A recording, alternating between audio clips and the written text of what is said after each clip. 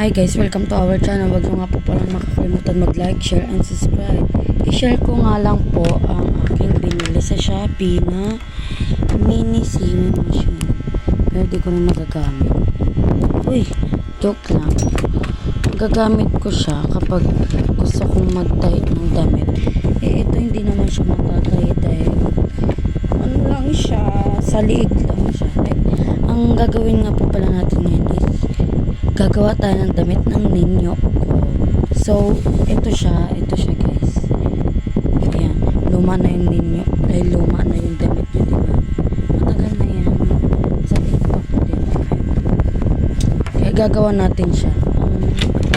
Napili ko pong design is ito. Pero,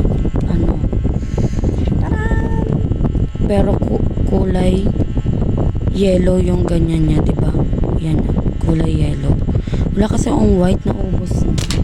Wala na po konti lang. So, yan, mag-drawing lang.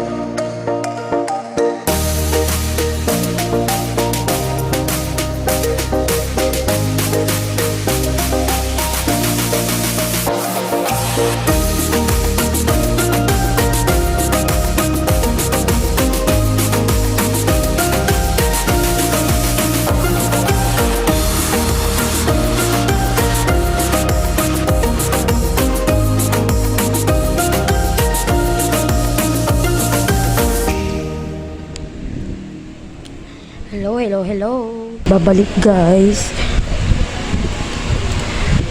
Sorry nga po dahil hindi ko na naman siya na-video.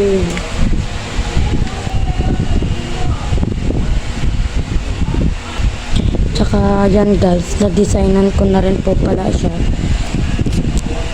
Sorry na, baka magalit. Yan. Alam niyo naman, di ba, kung paano, panoodin nyo na lang.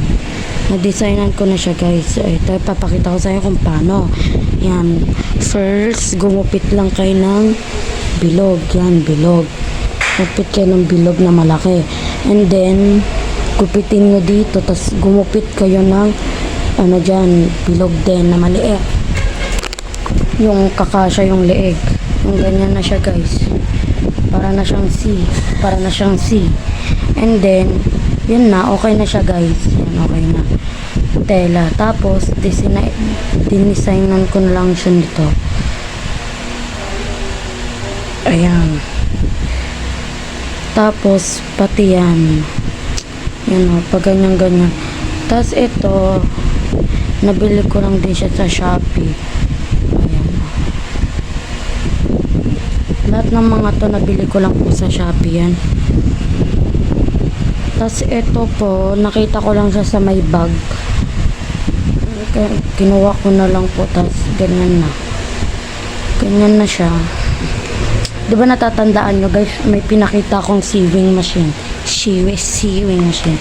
Ito siya, guys. Tantananan. And then, may ginawa nga po pala akong kapa. Hindi ko na rin po siya na video is this. Wait lang po.